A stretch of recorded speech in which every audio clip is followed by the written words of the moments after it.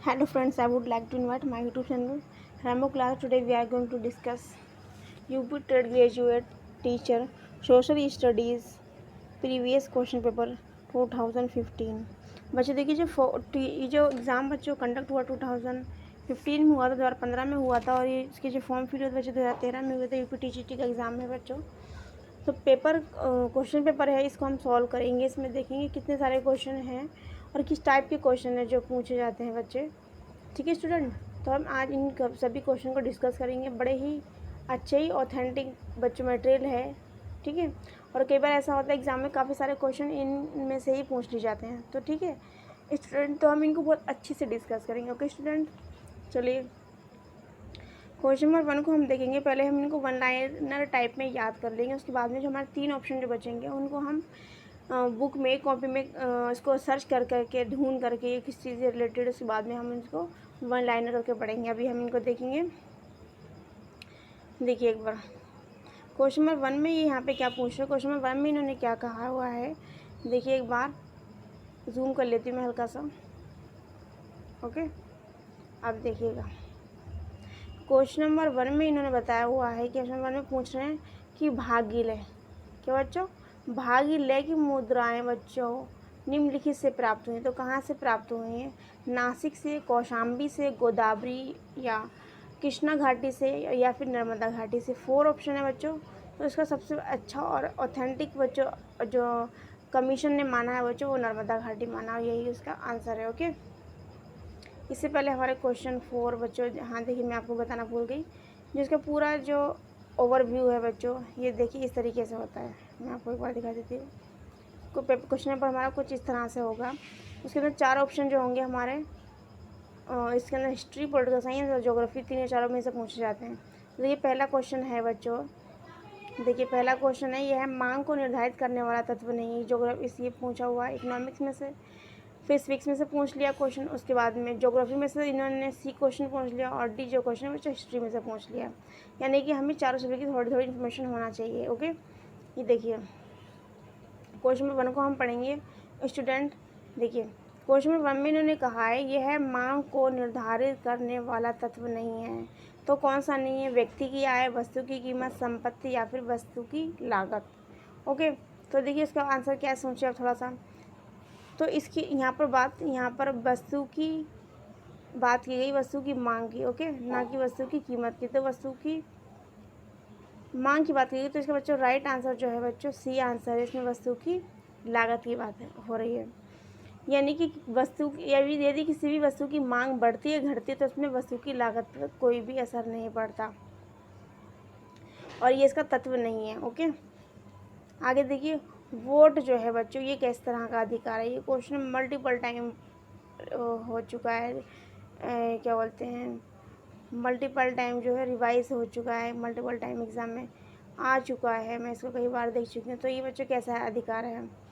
तो वोट देने का जो अधिकार है वो किस तरह का अधिकार है स्टूडेंट? को क्वेश्चन ऑप्शन बताती हूँ मैं आपको। सामाजिक अधिकार है ये, या फिर व्यक्तिगत आधार है, या फिर संवैधानिक आधार है, या फिर विधिक अधिकार है। तो बच्चों इसका जो आंसर है बच्चों वो संवैधानिक अधिकार, ठीक है, क्योंकि ये कॉन्स्टिट्यूशन ने हमें ये राइट दिया है ना। तो ये कैसा अधिकार है बच्चों? हमारा संवैधानिक अधिकार है, वोट देने का अधिकार। क्वेश्चन नंबर सी में देखेंगे, उन्होंने दिया हुआ है कौन सी प्रक्रिया रासायनिक अपचय, ये देखिए ज्योग्राफी से रिलेटेड क्वेश्चन है स्टूडेंट, रासायनिक अपशेष से संबंधित नहीं है। यानी कि केमिकल जो हरासमेंट होता है वो उस रिलेटेड नहीं है। कौन सी चीज़ें रिलेटेड नहीं? तो ऑप्शन हम पढ़ेंगे। ऑप्शन देखेंगे क्वेश्चन नंबर सी के बच्चों। ऑप्शन है कार्बोनेशन, अवदलन, जलयोजन या फिर ऑक्सीकरण। तो इसमें से आंसर आप चुनिए कौन सा है इसके अंदर आंसर इसका।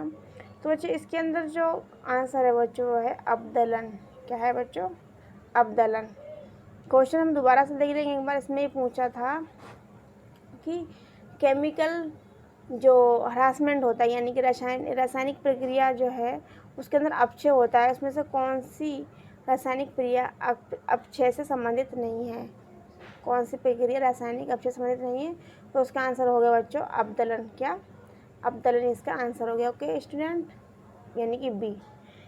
आगे देखेंगे हम निम्नलिखित पशु समूह में कौन सा समूह मोहनजोदड़ो पर मोहर अंकित है? ये बच्चों जो मैंने आपको घटना चक्र की बुक पढ़ाई थी उसके अंदर सेम टू सेम ये क्वेश्चन दिया हुआ, सेम एज इट दिया हुआ है। उसको मैंने बहुत अच्छे से याद किया, मैंने पहले भी कई बार इसका आंसर याद किया था बच्चों।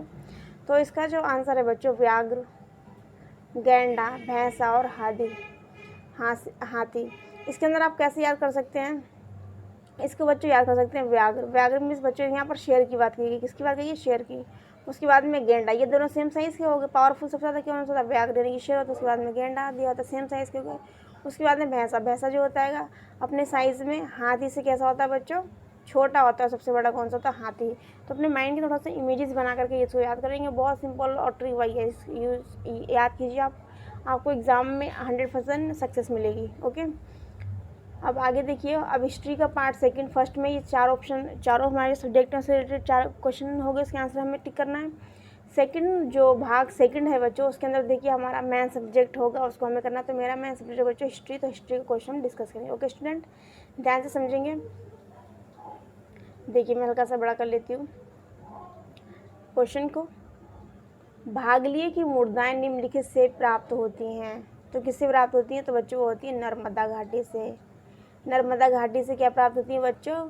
भागी लय की मुद्राएं नर्मदा घाटी से प्राप्त होती हैं। आगे क्वेश्चन है, नेक्स्ट क्वेश्चन थर्ड क्वेश्चन है। ऊपर जो हमने अभी तक पढ़े हैं 4 ऑप्शन, भाग 1 में वो एक, उस क्वेश्चन को हम एक ही बोलेंगे। 1 का ए, 1 का बी, ये देखिए लिखा हुआ 1 का ए, 1 का बी, 1 का सी, 1 का डी। ठीक है, चारों सब्जेक्ट से रिलेटेड हमारे क्वेश्चन है। उसके बाद में क्वेश्चन नंबर है 4। किस भाषा में विजयनगर के शासक कृष्ण राय देव, देख लीजिए मैं दिखा देती हूँ आपको। कृष्ण राय देव, एक सेकेंड, ये लिखा हुआ कृष्ण देव राय ने अपने सुप्रसिद्ध ग्रंथ, अब सुप्रसिद्ध ग्रंथ का नाम भी आ सकता है। सुप्रसिद्ध ग्रंथ जो है बच्चों नाम है उसका आमुक्तमाल्यदा। ये बच्चों बड़ा नाम है तो उसको हम शॉर्ट करके याद करेंगे। ओके, जिससे हमारे माइंड के अंदर अच्छे से याद रहेगा। बड़ा नाम है ये। तो ये इसमें पूछा है कि जो कृष्णदेव राय ने जो अपना जो सबसे ज़्यादा फेमस जो ग्रंथ लिखा था उसका नाम क्या है? आमुक्तमाल्यदा। उस किस लैंग्वेज में लिखा गया था ये पूछा गया है। तो इस किस लैंग्वेज में लिखा गया? वो लिखा गया बच्चों तेलुगु में। ओके स्टूडेंट, नेक्स्ट क्वेश्चन देखेंगे। सुभाष चंद्र बोस के त्यागपत्र के बाद भारतीय राष्ट्रीय कांग्रेस का अध्यक्ष कौन बना? तो सुभाष चंद्र बोस ने बच्चों 2 बार त्यागपत्र दिया था। एक दिया था 1939 में, एक दिया था 1940। तो जब 1930 में दिया था उसमें बने थे राजेंद्र प्रसाद, डॉक्टर राजेंद्र प्रसाद बने थे इसके अध्यक्ष, इसके कांग्रेस के अध्यक्ष। उसके बाद में जो 1940 की अगर हम बात करें, 1940 की अगर हम बात करें तो उसमें जो बने थे वो कौन बने थे? मौलाना अबुल कलाम आज़ाद, मौलाना अबुल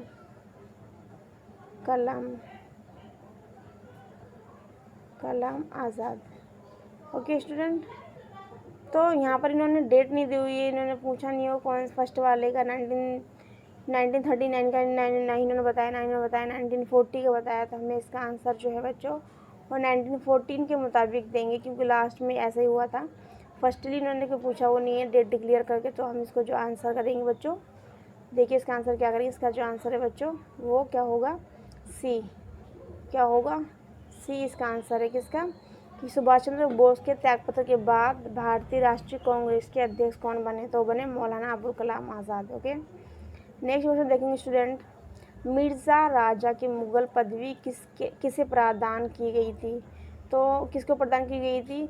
तो राजा जयसिंह, इनके नाम के आगे क्या रखा था? राजा जयसिंह को ये मुगल पदवी प्रदान की गई थी। आगे देखेंगे क्वेश्चन नंबर 7। क्वेश्चन नंबर 7 में है वली और अमीर के पदों को किसने डिफ्रेंशिएट किया था, पृथक किया था, अलग किया था? तो वली और अमीर के पदों की यहाँ पर बात हो रही है, इनको किसने अलग किया था?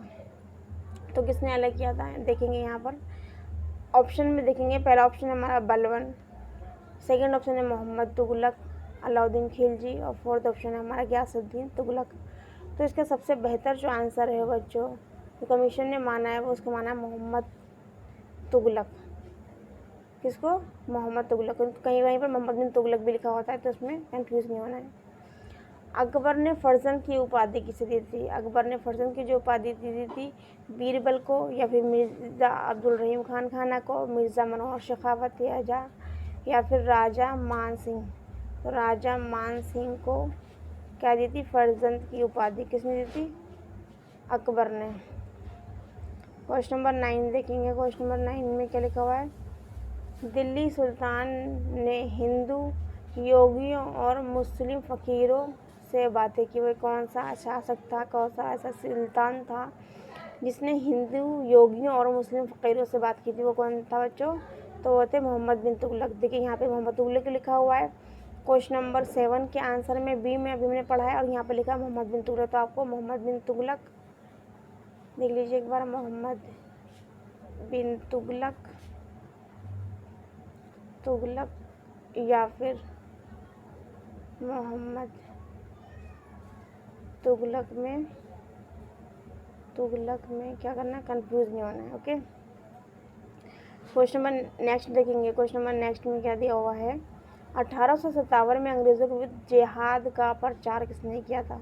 तो जिहाद का प्रचार करने वाले कौन थे? हम ऑप्शन पढ़ेंगे। मौलवी अहमदुल्ला, मौलवी कुदरत अली, मौलवी एहसानुल्लाह, या फिर मौलवी बरकत अली। तो इसका राइट आंसर जो है बच्चों, अंग्रेज़ों के टाइम 1857 में अंग्रेज़ों के विरुद्ध जो जिहाद का जो प्रचार किया था, प्रसार किया था, वो किया था मौलवी बरकत अली ने। ओके, और स्टूडेंट, मौलवी बरकत अली ने क्या किया था?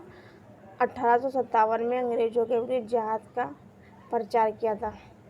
नेक्स्ट क्वेश्चन है, जाति मीमांसा के लेखक कौन है? जाति मीमांसा के जो लेखक हैं बच्चे, पेरियार रामास्वामी, या फिर ज्योतिबा फुले, या फिर बी आर अम्बेडकर, या फिर श्री नारायण गुरु। तो जाति मीमांसा के जो लेखक थे बी आर अम्बेडकर, भीमराव अम्बेडकर जाति मीमांसा के लेखक थे, राइटर थे। नेक्स्ट क्वेश्चन है, नादिर शाह द्वारा बंदी बनाया गया मुगल बादशाह कौन था? तो नादिर शाह ने किसको कौन सा मुगल बादशाह था जिसको नादिर शाह ने बंदी बनाया था, अपना कैदी बनाया था? वो था बच्चों मोहम्मद शाह। कौन बच्चों? मोहम्मद शाह थे। ये क्या थे बच्चों? औरंगज़ेब जो हमारे सबसे लास्ट जो शासक थे मुग़लों में, कौन थे बच्चों? औरंगज़ेब किसके बेटे थे? शाहजहाँ के। तो उनके बच्चे थे ये, उनके बेटे थे मोहम्मद शाह। ठीक है, फ़ारूक शेर बहादुर शाह, जहांगीर शाह। तो उनको सबसे ज़्यादा इनका जो शासन काल था, बहुत ज़्यादा इनमें आपस में लड़ाई झगड़े होने लगे थे, तो बहुत ज़्यादा वीक हो गया था, तो जिसकी वजह से नादिर शाह ने इनको बंदी बना लिया था। ओके, आगे देखेंगे। आगे देखिए नेक्स्ट क्वेश्चन में, दारा शिकोह को मुल हिंद किसने कहा? किसको बच्चों? दारा शिकोह को मुल हिंद किसने कहा? तो बच्चों कहा किसने? शाह शुजा। शाह शुजा ने क्या कहा? देख लीजिए, शाह शुजा इसका राइट आंसर है। शाह शुजा ने दारा शिकोह को मूल हिंद कहा। ओके, गंगा अवतरण का दृश्य कहाँ चित्रित होता है? तो गंगा अवतरण का चित्र कहाँ चित्रित होता है? गंगा अवतरण का दृश्य कहाँ चित्रित होता है? तो वो बच्चों कहाँ होता है, उसको हम देखेंगे एक बार। तो वो होता है माँ मल्लमपुरम में, यानी कि साउथ की यहाँ बात हो रही है। गंगा अवतरण का दृश्य है बच्चों माँ मल्लमपुरम में चित्रित होता है। आगे देखेंगे नेक्स्ट क्वेश्चन को। नेक्स्ट क्वेश्चन में देखेंगे 15 क्वेश्चन में लिखा हुआ, सुल्तान मोहम्मद बिन तुगलक के शासन क्षेत्र की हिंद और सिंध शब्द जो है का प्रयोग सबसे पहले किसने किया था? तो किसने किया था बच्चों? इब्न बतूता ने मोहम्मद बिन तुगलक के पीरियड में सिंध और हिंद शब्द का प्रयोग किया था। ओके, तो क्वेश्चन नंबर 15 का जो बच्चों आंसर वो है बी। ओके, हम वही वन लाइनर में लर्न करेंगे, तो इसमें अच्छे से हमें लर्न रहेगा। ऑप्शन हम नहीं पढ़ेंगे, जो हमारे बाकी ऑप्शन है उनको हम और किसी क्वेश्चन में और उनके क्वेश्चन बना करके हम उनको लर्न करेंगे। ओके, तमिल कवियों के तीसरे संगम, क्या बच्चों? तमिल कवियों के तीसरे संगम की पीठ कहाँ थी? तो कहाँ थी बच्चों? देखिए एक बार कहाँ थी, कांची, तंजौर, मदुरै, उरैयूर। तो मदुरै जो है बच्चों एक ऐसी जगह है जहाँ पर क्या हुआ था, एक सेकेंड,